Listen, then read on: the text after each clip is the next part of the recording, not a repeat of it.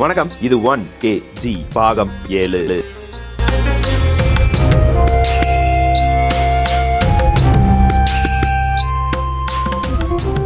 Chennai Puzhal jail.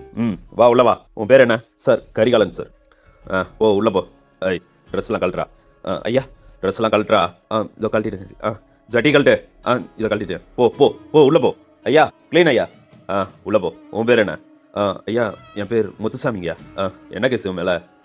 ஐயா இவன் மேலே கஞ்சா கடத்தலைங்கய்யா. தூக்கி உள்ளே போடு. ட்ரெஸ்ஸை கழட்டு. இதோ கழட்டுறீங்கய்யா. என்ன பேர்? உன் பேர் முத்துசாமிங்கய்யா. போ உள்ள போ. அக்கா ஐயா அடுத்துங்கய்யா. ஏய் வாடா உள்ள வாடா. உன் பேர் என்ன? ஐயா காட்டமுத்துங்கய்யா. நான் முத்து காட்டமுத்துங்கய்யா. உள்ள போ. ட்ரெஸ்ஸை கழட்டு. ஜட்டி கழட்டு. இதோ கழட்டிடுங்கய்யா. போ உள்ள போ போ போ. எல்லாம் வரானுங்க பாரு. இவன் பேர் என்ன? ஐயா சிவம். ஓ சரி. தம்பி ஐயா இவனை தூக்கிட்டு போய் 37ஆம் நம்பர் ரூமில் போட்டு விடு. சரிங்கய்யா. தம்பி உள்ள வா. இதை வரேன். தேவையில்லை. ஏங்கய்யா? தேவையில்ல. தூக்கிட்டு போய் 36ஆம் நம்பர் ரூமில் போட்டு போ. சரிங்கய்யா. ஏய் வாடா. என்ன உன்னை மட்டும் எல்லாம் எதுவும் செக் பண்ண வேணான்னு சொல்கிறாரு? என்ன விஷயம்? ஐயா அதெல்லாம் ஒன்றும் இல்லைங்கய்யா. நான் அடிக்கடி ஜெயிலுக்கு வந்து போவேன். அதனால தான் அவர் எதுவும் செக் பண்ண வேணான்னு சொல்கிறாரு. அவ்வளோ பெரிய அக்யூஸ்டா நீ? இல்லைங்கய்யா அப்படிலாம் ஒன்றும் இல்லை. ஏதோ அவருக்கு கொஞ்சம் தெரிஞ்சவர், அதனால தான். புழலோட ஜெயிலரே உனக்கு தெரிஞ்சவர் அப்படியா? ஆமாங்கய்யா. இருக்கட்டும் வா பேசிக்கிறேன். ஐயா நீங்கள் எதுவும் மனசில் வச்சுக்காதீங்க. அவ்வளோ பெரிய ஆள்லாம் இல்லை. ஏதோ அவருக்கு தெரிஞ்சவர், நான் ஏதோ அந்த மாதிரி பண்ண மாட்டேன்னு தெரிஞ்சதால் அவர் எதுவும் செக் பண்ண வேணான்னு சொல்லிட்டாருங்கய்யா. சரி சரி போ. 36ஆம் நம்பர் ரூம் அங்கே இருக்கு பார். உன்னோட திங்ஸ்லாம் எங்க? உள்ள ஜெயிலர்கிட்டே இருக்குதுங்கய்யா. அப்புறமா இன்னும் தர சொல்கிறேன். உள்ளே போ. உள்ள ஒருத்த மட்டும்தான் இருக்கான். அவனும் மிகப்பெரிய அக்யூஸ்டு உன்ன மாதிரி தான். சரிங்கய்யா நான் பார்த்துக்கிறேன். அப்புறம் என்னோட பொருள்லாம் அங்கே இருக்குது, அதை எடுத்து வந்தால் போதுங்கய்யா. நான் எடுத்து வரேன்டா. போடா உள்ளே போடா. சரிங்க சரிங்க. அதை நான் உள்ளே வந்துட்டேன். சரி உன் பேர் என்ன? என் பேர் சிவநாதன் ஐயா. என்னது? சிவநாதன். சரி சரி உக்கார். அப்புறம் இன்னும் கொஞ்சம் நேரத்தில் சாப்பிட. தெரியுங்கய்யா. எல்லாமே தெரியும். ஓ அடிக்கடி இங்கே வரவணும்? ஆமாங்கய்யா, அதான் முதல்ல சொன்னனே. சரி உள்ளே போ. சரிங்கய்யா. இங்கே அப்பா 2 பேருக்கு இவ்வளோ பெரிய ரூமா? வந்த உடனே வயிற்றெல்லாம் கலக்கிற மாதிரி இருக்குது. முதல்ல பாத்ரூம் போவோம். என்னண்ணே உங்கள் பேர் என்னண்ணே? என் பேரை தெரிஞ்சுக்கிட்டு நீ என்ன பண்ண போகிற? ஒன்றுக்குள்ளே ஒன்றாயிட்டோம், ஒரே ரூமுக்குள்ளே வந்துட்டோம், அதான் தெரிஞ்சுக்கலான்னு கேட்டேண்ணே. இருக்கட்டும், உன் வேலை என்னவோ அதை பார். நீங்கள் ஒன்றும் கொச்சிக்காதீங்கண்ணே, நான் பார்த்துக்கிறேன் அப்படின்னு அவனும் போக. டேய் சிவனாதா சிவனாதா. ஐயா இதை வரேங்கய்யா. என்ன பண்ணுற? இதை வரேங்கய்யா. வந்த உடனே என்ன வேலை பார்த்துக்கிட்டு இருக்க? ஐயா என்னங்கய்யா பண்ணுறது? ஆத்திரத்தை அடக்கினாலையும் அதை அடக்க முடியாதுல்ல, அதனால தாங்கய்யா. சீக்கிரம் வா. இதை வரேங்கய்யா. இதா உன்னோட பொருளா? சரிங்க நன்றிங்கய்யா. பரவாயில்ல, எனக்கு இப்போ பசிக்குதே. ஏய் பாயை முட்டு போடா. இன்னும் கொஞ்சம் நேரத்தில் சாப்பிட விடுவாங்க, அப்புறமா வந்து சாப்பிடு. சரிங்கய்யா. அப்புறம் உள்ளே இருக்கிறவரோட பேர் என்னங்கய்யா? அது தெரிஞ்சுக்கிட்டு நீ என்ன பண்ண போகிற? இல்லை உருன்னே இருக்காரு, அதான் தெரிஞ்சுக்கலான்னு கேட்டேன். அதை நீயே கேட்டு தெரிஞ்சுக்கோ. சரிங்கய்யா. சரி பாருங்க அப்படின்னு அன்னைக்கு ஃபுல்லாக அவனும் அங்கவே எதுவும் பேசாமல் அமைதியாக படுத்து தூங்கினான்.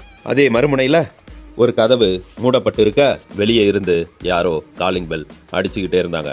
உடனே நேராக வந்து ஒருத்தன் அந்த கதவை திறந்து பார்க்க, வாப்பா தம்பி.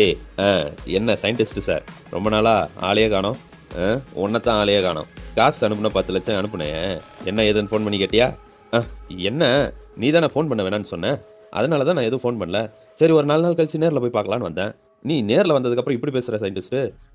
அதெல்லாம் ஒன்றும் இல்லை, லேப்டாப்லாம் ரெடி ஆகிடுச்சு, ஆனால் பேட்டரி கிடைக்கல. இந்த பேட்டரியை வச்சு யூஸ் பண்ண வேண்டியது தான். அதிகபட்சம் ஒரு 4 மணி நேரம் பேட்டரி தாங்கும். புது பேட்டரி வாங்கி போட்டுருந்தா கிட்டத்தட்ட ஒரு 12 மணி நேரம் தாங்கும். இது 4 மணி நேரம் தான் தாங்கும், ஆனால் நல்லா உழைக்கும். என்ன சயின்டிஸ்ட்டு 4 மணி நேரம் தான் உழைக்கும்ன்ற, ஆனால் நல்லா உழைக்கும்னு சொல்கிற அப்படின்னா என்ன அர்த்தம்? லேப்டாப்பு சுத்தமாக சரியாயிடுச்சு, பேட்டரி மட்டும்தான் மாற்றணும். பேட்டரி கிடைக்கல, 10 லட்ச ரூபாயில் 2 லட்சம் மீதி தந்துடுறேன், வேணா எடுத்துகிட்டு போ. இல்லை அந்த 2 லட்சத்தை நீயே வச்சுக்கோ, எனக்கு புது பேட்டரி வாங்கிட்டு எனக்கு சொல்லு. இப்போ இந்த லேப்டாப்பை நான் எடுத்துகிட்டு போட்டா? அப்படிலாம் எடுத்துகிட்டு போகக்கூடாதுப்பா.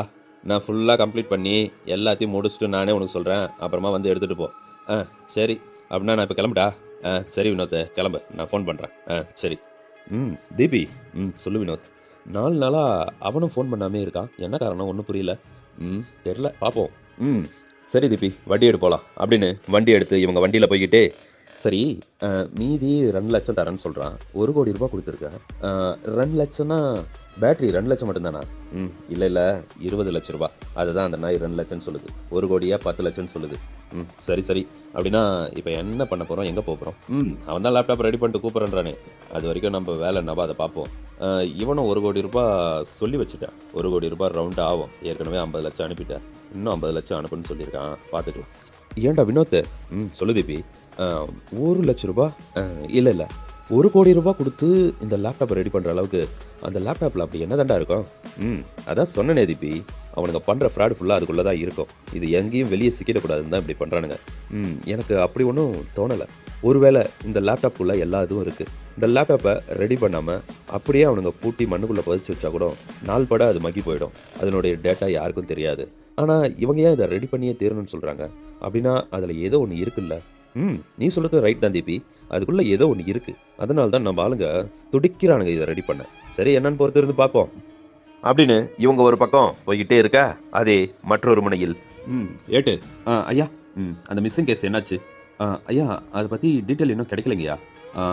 அவங்க அந்த பொண்ணு இருந்த ஹாஸ்டலில் போய் விசாரித்து பார்க்க 2 பேர் போயிருக்காங்கய்யா. யார்?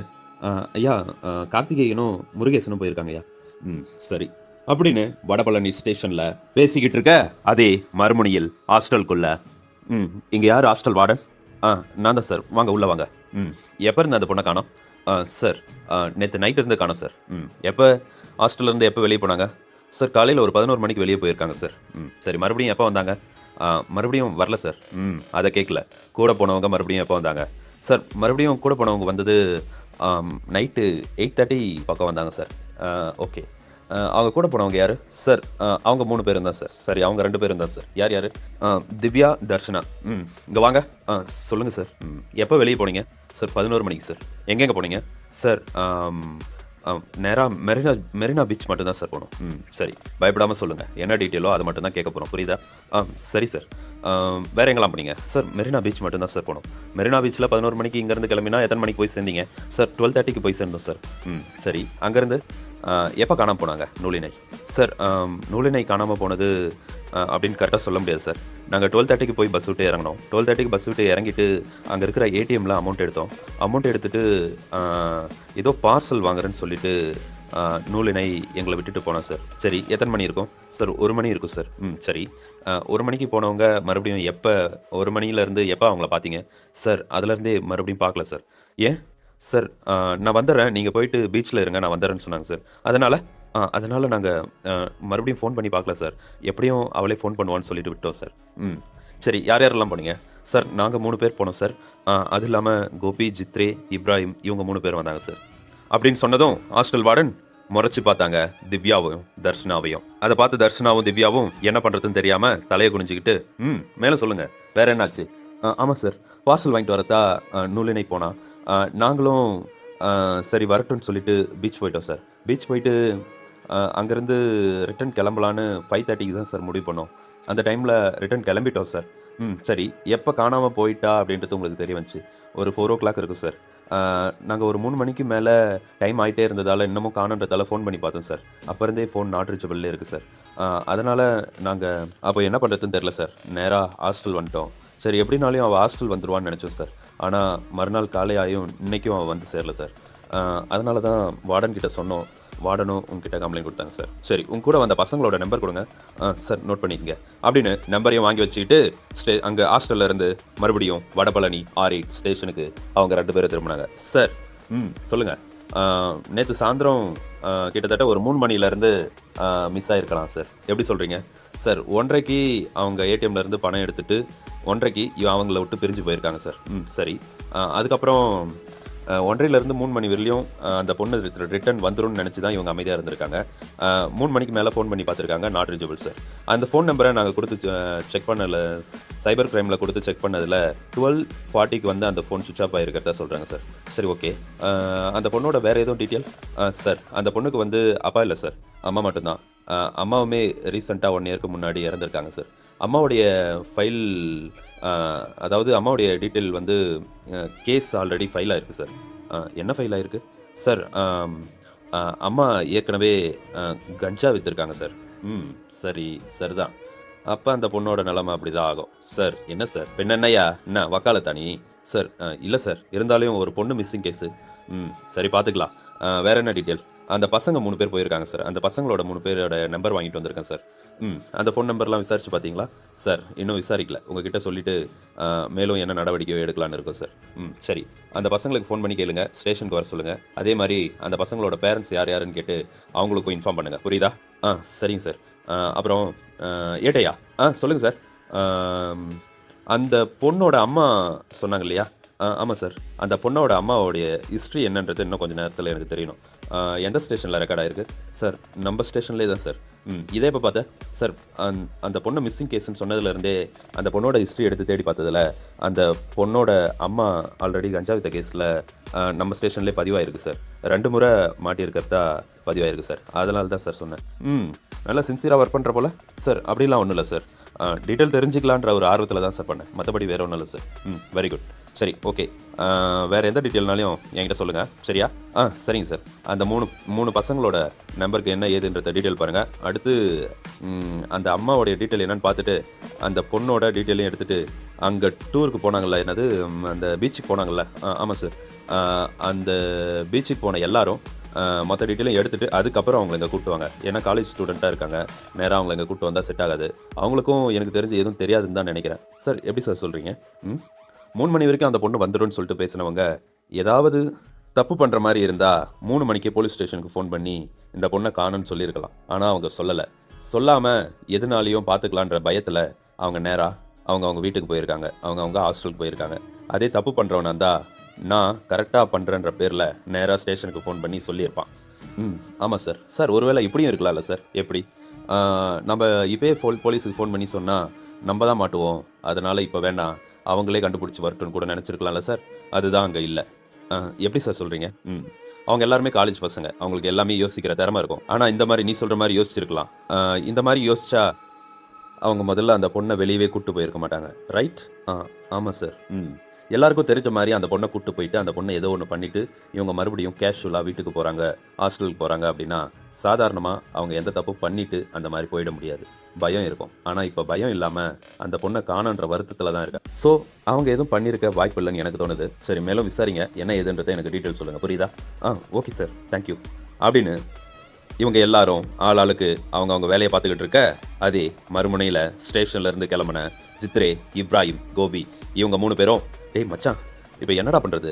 R8 ஸ்டேஷனுக்கு கம்ப்ளைண்ட் போயிருக்கான். இங்கேயும் அப்பா கிட்ட சொல்லியிருக்கோம். அப்பா இன்னும் எதுவும் கம்ப்ளைண்ட் எடுக்கல. ஆனால் இன்னும் நம்மளை தேடி வரலையே, என்ன விஷயமா இருக்கும் அப்படின்னு இவங்க பேசிக்கிட்டே இருக்க ஜித்ரேவோட ஃபோன் அடிச்சுது. ஹலோ, சொல்லுங்கள். உங்கள் பேர் என்னப்பா? உங்கள் பேர் என்ன? R8 போலீஸ் ஸ்டேஷன்லேருந்து பேசுகிறேன்ப்பா. உங்கள் பேர் என்ன? சார் என் பேர் ஜித்ரே சார். நேற்று பீச் போனீங்களா? ஆமாம் சார், பீச் போனோம். எங்கள் கூட வந்த ஒரு பொண்ணு மிஸ் ஆயிடுச்சு சார். அதை பற்றி கம்ப்ளைண்ட் கொடுத்துருக்கோம் சார். எங்கே கம்ப்ளைண்ட் கொடுத்தீங்க? R8 ஸ்டேஷனில் சார். யார், நீ கொடுத்தியா? சார் இல்லை சார், லேடிஸ் ஹாஸ்டல்லேருந்து கொடுத்தாங்க சார். நீங்கள் கூப்பிட்டு போகும்போது தான் அந்த பொண்ணு மிஸ் ஆச்சு. அப்படின்னா நீங்களாம் கொடுத்துருக்கணும் சார். இல்லை சார், நாங்கள் சின்ன பசங்க, அதனால் பெரியவங்களை வச்சே மூவ் பண்ணலான்னு சொல்லி தான் சார் ஹாஸ்டல் வார்டன் கிட்ட சொல்லி கம்ப்ளைண்ட் கொடுக்க சொன்னோம். சரி. ஆமாம் சார். மற்றபடி எங்களுக்கு வேறு ஒன்றும் தெரில சார். நாங்கள் 1 மணிக்கு போனோம் சார். 1 மணிக்கு போயிட்டு அந்த பொண்ணு எங்களை விட்டு போச்சு சார். நாங்களும் 3 மணி வரைக்கும் பார்த்தோம் சார். அதுக்கு மேலே தான் கால் பண்ணோம். அதுவும் எங்கள் கூட வந்த திவ்யா தான் சார் 3 மணிலேருந்து கால் பண்ணி பார்த்தா. ஆனால் நாங்கள் 4:30க்கு மேலே தான் அந்த பொண்ணு இல்லைன்றதே நாங்கள் ரியலைஸ் பண்ணோம் சார். அதனால் அதுக்கப்புறம் ஃபோன் பண்ணி பார்த்துட்டு எல்லோரும் கிளம்பி வீட்டுக்கு வந்துட்டோம் சார். அதுக்கப்புறம் அன்றைக்கி நைட்டே பொண்ணு மிஸ்ஸுன்னு சொல்லி கம்ப்ளைண்ட் கொடுக்க சொல்லி சொன்னோம் சார் திவ்யா கிட்ட. அவங்களும் ஹாஸ்டல் வார்டன் கிட்ட சொல்லி கம்ப்ளைண்ட் கொடுத்தாங்க சார். நாங்களும் மற்றபடி முயற்சி பண்ணிக்கிட்டு தான் சார் இருந்தோம் அந்த பொண்ணை காணோன்னு சொல்லி. ஆனால் இன்னமும் எதுவும் கிடைக்கல சார். என்ன இவ்வளோ டீட்டெயிலாக கேட்ட உடனே சொல்கிறேன்? சார் இல்லை சார், நடந்தது இதுதான், அதனால் சொல்கிறேன் சார். எல்லாத்தையும் கிளியராக சொல்கிறத பார்த்தா உண்மையிலே டவுட் இருக்குது சார். ஐயோ, அப்படிலாம் ஒன்றும் இல்லை சார். நடந்த டீட்டெயிலாக கரெக்டாக அங்கேயும் சொல்லியிருக்காங்கல்ல சார். அப்படின்னா எல்லாரும் பேசி வச்சுட்டு சொல்கிறீங்களா சார்? என்ன சார் எது எடுத்தாலும் இப்படி பேசுகிறீங்க? வேறு என்னப்பா கேட்குற கேள்வி விட்டு நீ பாட்டுன்னு ஒரு பதிலை சொன்னா? ஐயோ சார், அப்படிலாம் ஒன்றும் இல்லை சார். சரி, வேறு ஏதாவது டீட்டெயில் கிடைச்சா எனக்கு ஃபோன் பண்ணுங்கள். நாளைக்கு நீங்கள் ஸ்டேஷன் வர மாதிரி இருக்கும், ஓகேவா? ஓகே சார், வரோம் சார். வேறு ஏதாவதுனா? இல்லை சார், எங்கள் மேலே கம்ப்ளைண்ட் ஏதாவது வருமானது? அதெல்லாம் ஒன்றும் பயப்படாத, பார்த்துக்கலாம். அந்த பொண்ணோட டீட்டெயில் மொத்தமும் எனக்கு தெரியணும் சார். அந்த பொண்ணோட டீட்டெயில் எனக்கு பெருசாக தெரியாது சார். எங்களோட சீனியர் தான் சார் அவங்க. சரி. அவங்க அந்த பொண்ணை சொல்லப்போனால் அந்த பொண்ணில் எங்கள் கேங்கில் இருக்கிற யாருக்குமே அந்த பொண்ணு சரியாக பிடிக்காது சார். அதனால் சேர்ந்து கொண்டுட்டீங்களா? ஐயோ சார், என்ன சார் இப்படிலாம் பேசுகிறீங்க? அப்படி தாண்டா கேட்பேன். உனக்கு என்ன தெரியுதோ அது சொல்லு. இல்லை சார், அந்த பொண்ணு ஒரு அனாதைன்னு சொல்லிக்கிட்டாங்க சார். அதனால் ஒரு வருத்தம் அந்த பொண்ணு மேலே இருக்கும். ஆனால் அந்த பொண்ணு பண்ணுற சில செயல்கள்லாம் எங்களுக்கு பிடிக்காது சார்.